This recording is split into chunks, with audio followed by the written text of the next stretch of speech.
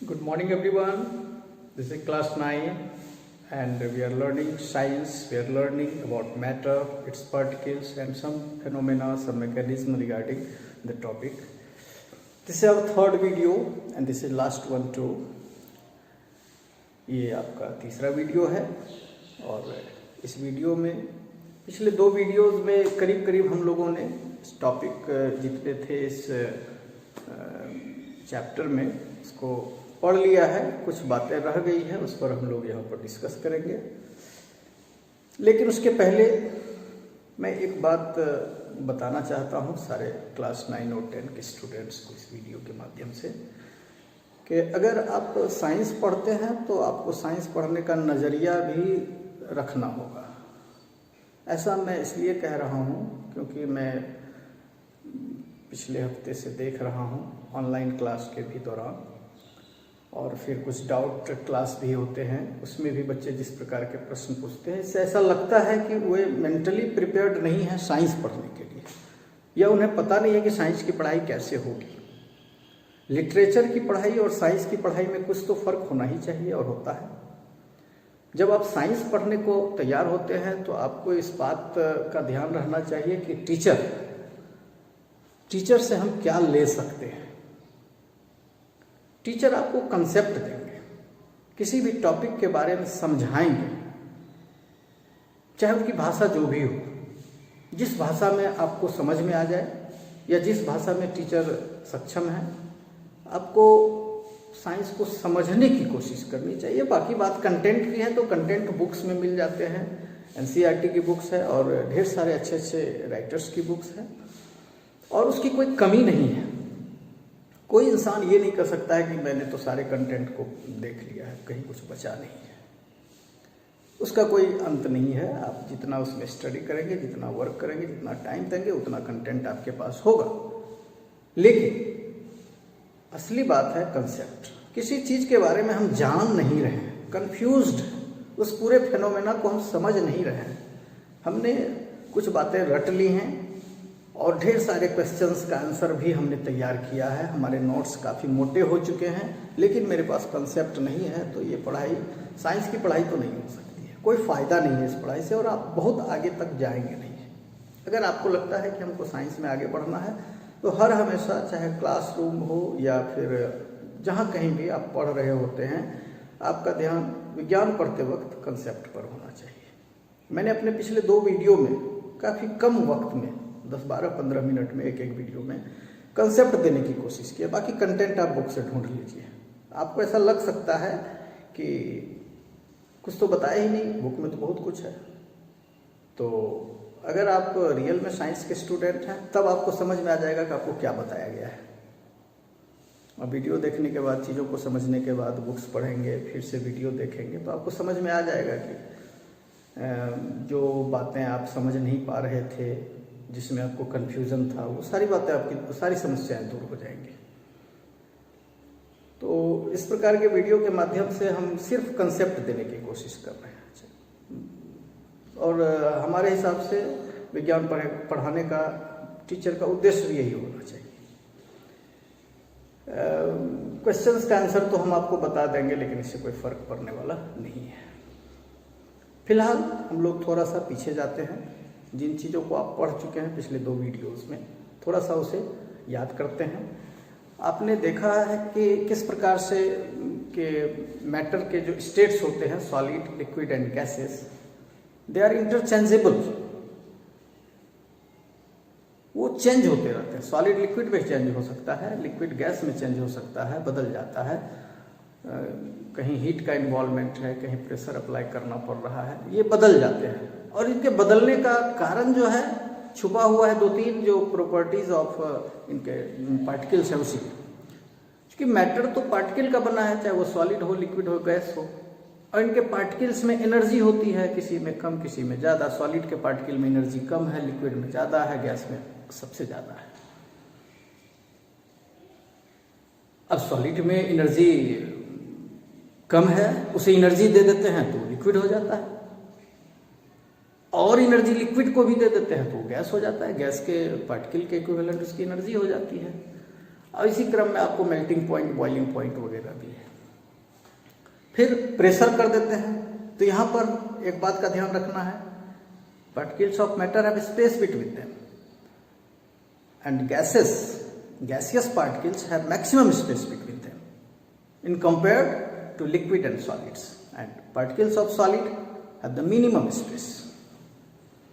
ये सारी बातें हम देख चुके हैं, लेकिन इसी क्रम में एक बहुत ही रहस्यमय बात जिसकी चर्चा हमने पिछले वीडियो में भी की थी, लेकिन ऐसा लग रहा है कि डाउट क्लास में जो हमने देखा कि बच्चे अभी भी ठीक से चीज़ों को समझ नहीं सके। एक बहुत ही इंटरेस्टिंग फेनोमेना है कि जब आप पानी को गर्म करते हैं 100 डिग्री सेल्सियस, जिसको कि अब हम लोग सेल्सियस नहीं बोलते हैं, इंटरनेशनल सिस्टम केल्विन का है, तो हम लोग 373 केल्विन बोलेंगे।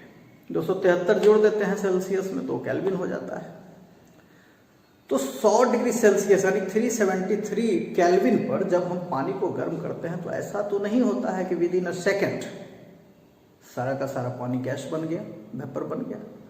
वक्त लगता है। तो उस पूरे समय में जबकि पानी गैस में कन्वर्ट हो रहा होता है, पूरे सिस्टम का टेम्परेचर कांस्टेंट रहता है, तो सवाल उठता है कि हम जो गर्म कर रहे हैं, हम जो नीचे से हीट दे रहे हैं, वो जा कहाँ रहा है? क्योंकि एनर्जी के बारे में कहा जाता है, एनर्जी कंजर्वेशन का नियम कहता है कि energy can neither be created nor be destroyed. तो वेयर डज दिस एनर्जी गो? गया कहाँ ये?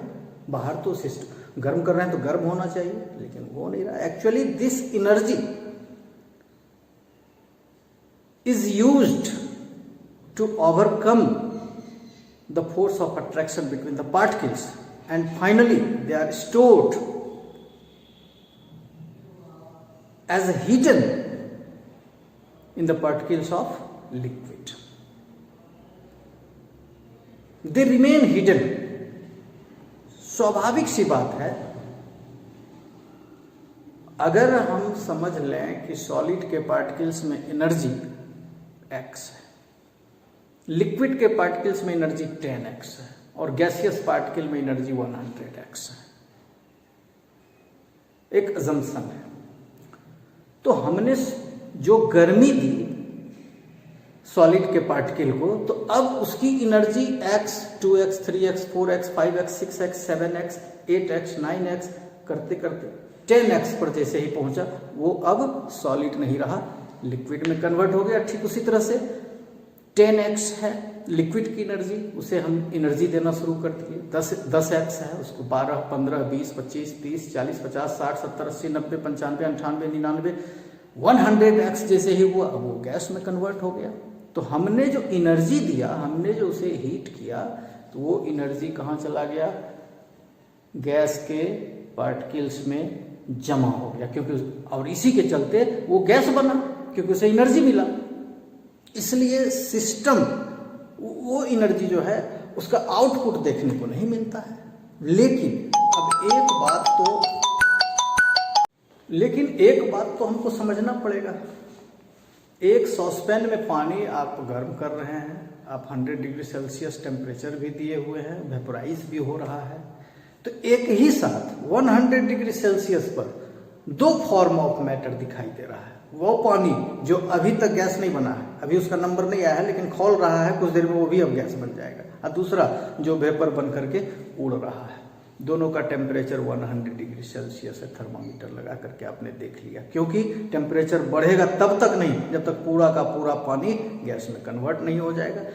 लेकिन आप हाथ लगा के अगर देखिए तो खौलता हुआ पानी उससे ज़्यादा खतरनाक होता है वेपर। क्यों है? क्योंकि वो लिक्विड है। खौलता हुआ पानी लिक्विड है और जो वेपराइज हो रहा है वो गैस है।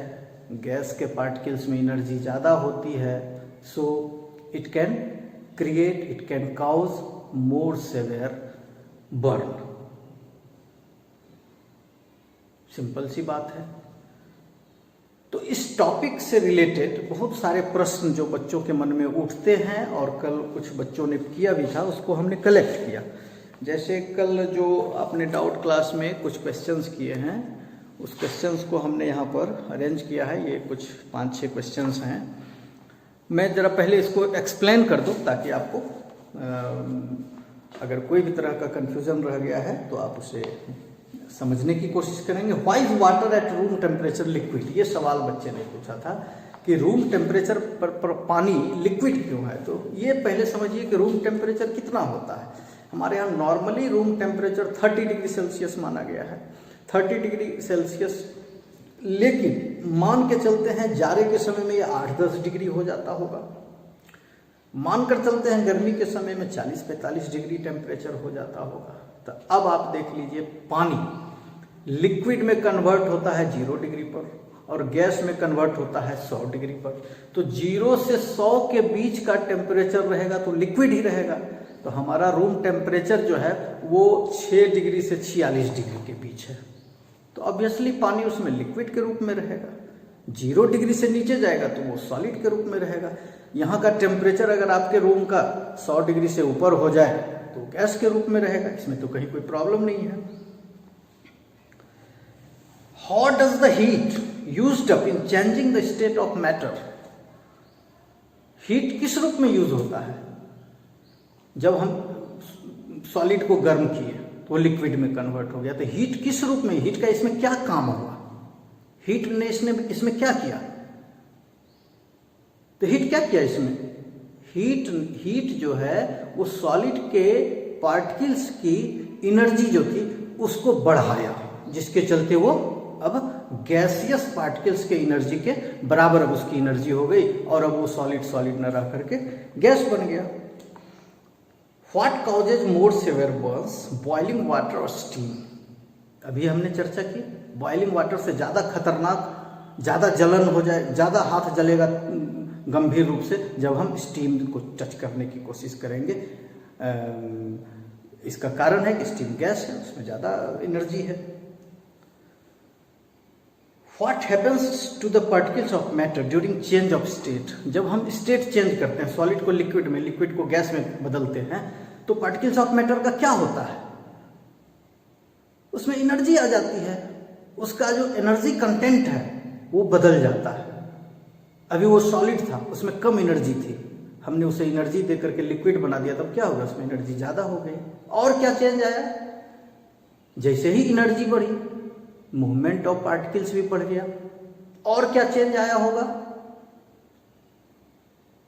उनके बीच का जो स्पेस था, इंटर पार्टिकुलर स्पेस, वो भी बढ़ गया होगा, मूवमेंट भी बढ़ गया होगा, ये सारा चेंज आता है। और रिवर्स में भी तो होता है, लिक्विड सॉलिड में भी तो बदला, उस वक्त क्या हुआ, यही सब चीज उल्टा हो गया, एनर्जी घट गई, उनके बीच जो फोर्स ऑफ अट्रैक्शन था वो कम हो गया, उनके बीच में जो स्पेस था वो बढ़ गया।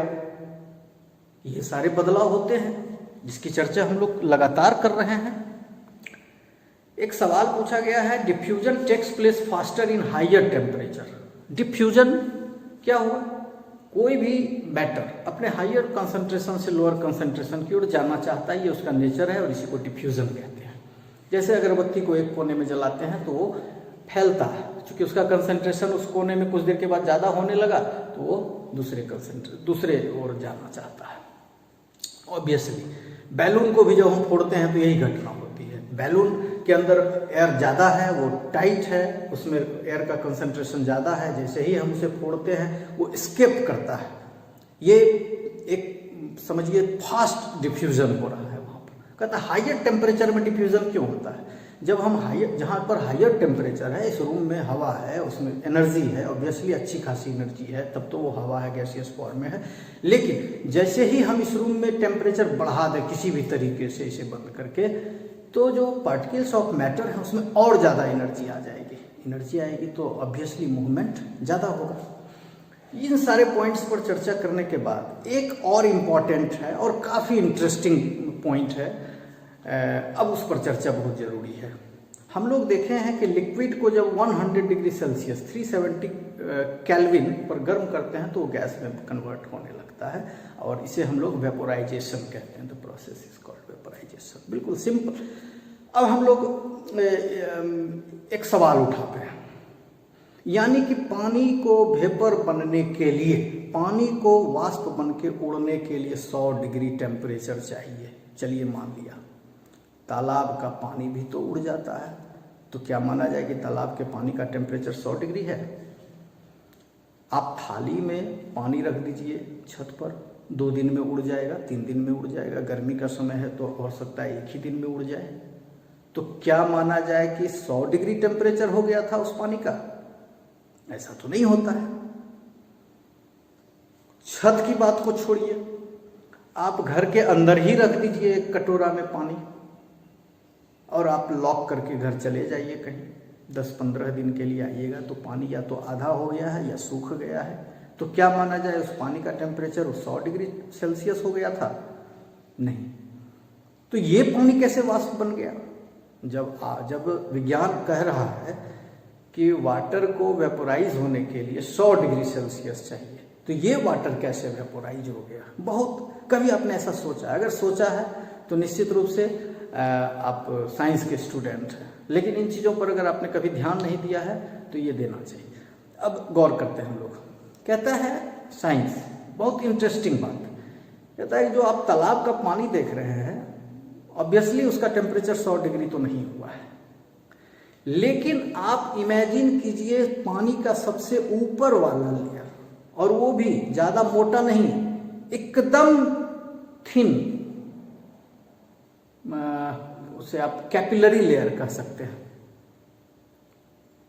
आपका बाल जितना मोटा है उससे भी कई गुना पतला पानी का एक लेयर तालाब में एक्सपेक्ट कीजिए।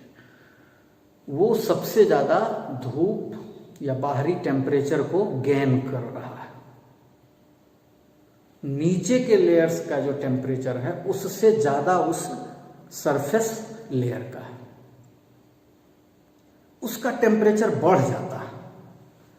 फिर भी 100 डिग्री नहीं होता है, लेकिन नॉर्मल से काफ़ी बढ़ जाता है। सबसे ऊपर वाला जो लेयर है, आप कहिएगा उंगली डालते हैं तो ऐसा कहाँ लगता है? तो आप उंगली जो डालते हैं तो काफ़ी अंदर तक चला जाता है।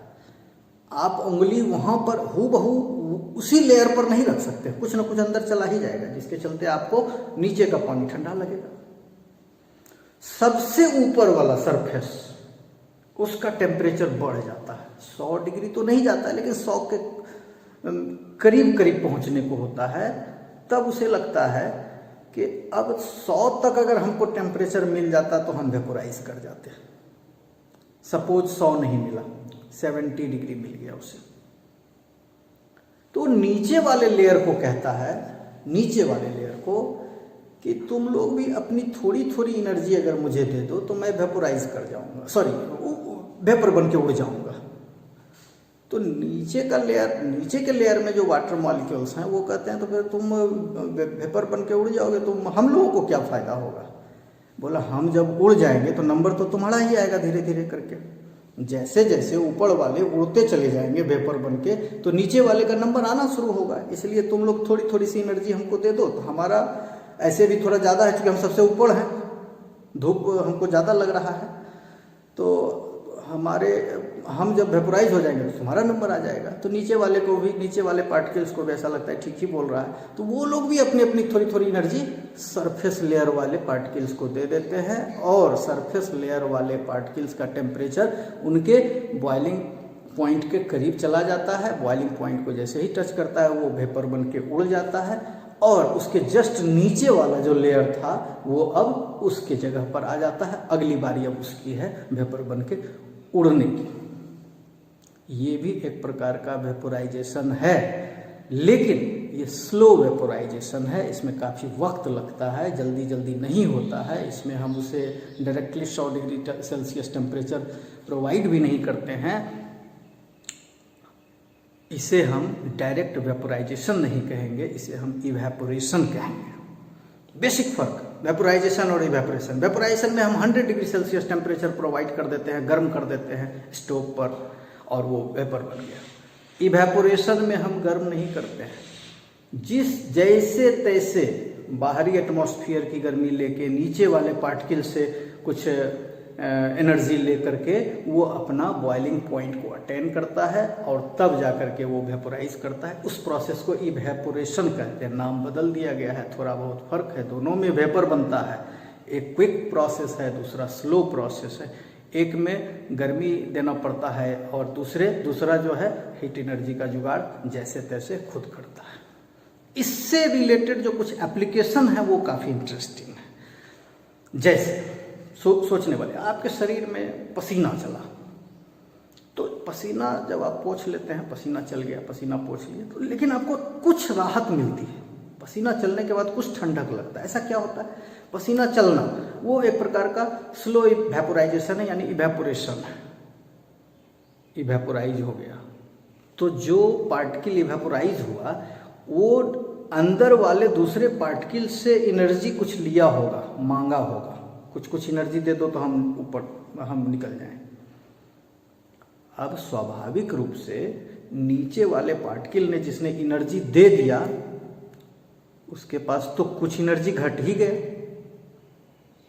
तो यही कारण है कि जब आप दिन के समय में तालाब में प्रवेश करते हैं तो उसका पानी ठंडा लगता है। ठंडा इसलिए लगता है क्योंकि नीचे के जो पार्टिकल्स हैं वो अपना थोड़ा एनर्जी ऊपर वाले को देते हैं कि तुम उड़ते जाओ, फिर मेरा भी नंबर आएगा। एनर्जी घट गया है उसमें, इसलिए वो ठंडा लग रहा है। और यही कारण है कि पसीना जब निकला तो नीचे वाले पार्टिकल से भी कुछ एनर्जी मांगा होगा उसने, और अब हमारा शरीर ठंडा लग रहा है। और यही कारण है कि गर्मी में कॉटन कपड़ा कहता है पहनिए। कॉटन कपड़े में खासियत होती है वो पसीना को सोखता है। पसीना को सोखता है तो जितना सोखेगा उतना पसीना फिर से बनेगा, और जितना अधिक से अधिक पसीना बनेगा उतना अधिक शरीर को ठंडक महसूस होगी, राहत गर्मी से मिलेगी। गर्मी के समय में आप देखते होंगे छत पर लोग पानी को छिड़क देते हैं शाम के वक्त। ऐसा क्यों?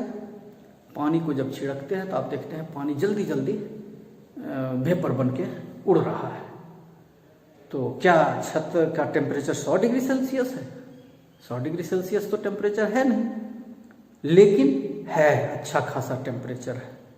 50 डिग्री होगा, 45 डिग्री होगा। ऊपर वाला जो पानी है उसको ज़्यादा गर्मी मिली, वो गर्म हो गया और उसने नीचे छत के नीचे वाले पार्टिकल्स को कहा कि हमको थोड़ा एनर्जी दो, तो ये वेपर बन जाएंगे।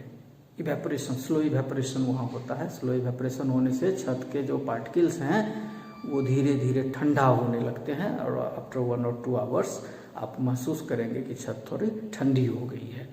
आप अपनी हथेली पर एसीटोन रख लेते हैं या नेल पॉलिश वगैरह लगाते हैं, ठंडक महसूस होता है। कुछ सब्सटेंसेस जो होते हैं जल्दी उनका बॉइलिंग पॉइंट काफ़ी कम होता है। थोड़ी सी एनर्जी अगर उसे मिल जाए तो वो वेपोराइज कर जाते हैं, यानी इवेपोरेट कर जाते हैं। तो एसीटोन ऐसा ही एक मटेरियल है, ऐसा ही सब्सटेंस है। वो आपके शरीर से एनर्जी ले लिया और उड़ गया। आपके शरीर से एनर्जी ले लिया, जिस पार्ट से उसने एनर्जी लिया वो पार्ट ठंडा लग रहा है। इसी प्रकार का आप देखते होंगे फिनोमेना जब वॉलिनी वगैरह स्प्रे किया जाता है आपके बॉडी पर या कुछ भी, जो वेपोराइज होने वाले चीज़ हैं, या आप आयोडेक्स वगैरह भी लगाते हैं तो तुरंत ठंडक उसी को महसूस होने लगती है। जो वेपोराइज होने वाली चीज़ हैं वो जल्दी वेपोराइज होंगे, यानी इवेपोरेट करेंगे। तो इवेपोरेट करेंगे तो निश्चित रूप से आसपास के क्षेत्र से एनर्जी लेकर के ही वो इवेपोरेट किए होंगे, वो पार्ट ठंडा लगता है। तो इससे रिलेटेड बहुत तरह के प्रश्न बच्चे पूछते हैं और बच्चों से पूछा जाता है। आप इसी सिद्धांत को अप्लाई करके देखिए। जितना भी ऐसा केस आता है, जैसे आपका है वाटर स्प्रिंकल्ड ऑन रूफ, ये तो ठीक है। और उसके बाद water kept in earthen pot, मिट्टी के बर्तन में पानी गर्मी में ठंडा क्यों रहता है? क्योंकि वो बर्तन पोरस होता है, उसमें इवेपोरेशन ज़्यादा होता है। Evaporation causes cooling. इवेपोरेशन जब होगा तो बाकी के पार्टिकल्स ठंडे हो जाएंगे, इसी को कहा जाता है इवेपोरेशन कॉजेज कूलिंग। इवेपोरेशन के बाद बाकी के पार्टिकल्स ठंडे हो जाते हैं। फिर हथेली पर एसीटोन लेना या पसीना चलने के बाद ठंडा महसूस होना, ये सारी बातें हैं। अब इसको हम कंक्लूड करेंगे, एक कुछ फैक्टर्स का जिक्र कर लेंगे। इवेपोरेशन होता तो है, ठीक है, स्लो प्रोसेस है जिसमें कि वाटर वेपर बन जाता है या कोई भी लिक्विड वेपर बन जाता है। कुछ फैक्टर्स हैं जो इसे प्रभावित करते हैं। आप इवेपोरेशन के रेट को बढ़ा सकते हैं, घटा सकते हैं, या घटता बढ़ता रहता है, एक दिशा नहीं रहता है। जैसे आप देखे होंगे कि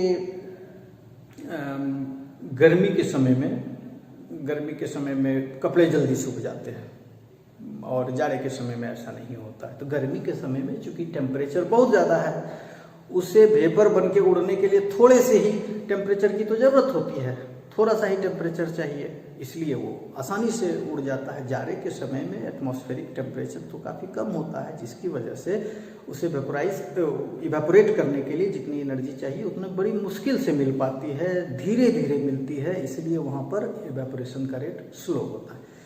एक सरफेस एरिया की भी बात है। अगर एक सुराही रहे, एक थाली रहे, तो स्वाभाविक रूप से जितना दूर पर डायरेक्ट सनलाइट पड़ेगा, डायरेक्ट गर्मी पड़ेगी, वो ज़्यादा जल्दी इवेपोरेट करेगा।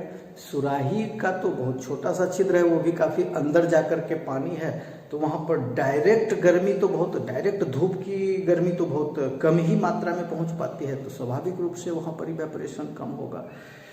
एक है ह्यूमिड कंडीशन। बरसात के समय में कपड़े नहीं सूखते हैं। एक्चुअली जब वो वेपर जाएगा तो ऊपर जगह भी तो रहना चाहिए ना वेपर को जाने के लिए। बरसात के समय में हमारा जो ह्यूमिडिटी इतनी अधिक होती है, मोर देन 80%, मोर देन 90%, इतनी अधिक ह्यूमिडिटी होती है कि पूरे एटमॉस्फेयर में वाटर ड्रॉपलेट्स भरे हुए हैं। तो वाटर ड्रॉपलेट्स भरे हुए हैं तो उसमें वेपर जाएंगे कहाँ?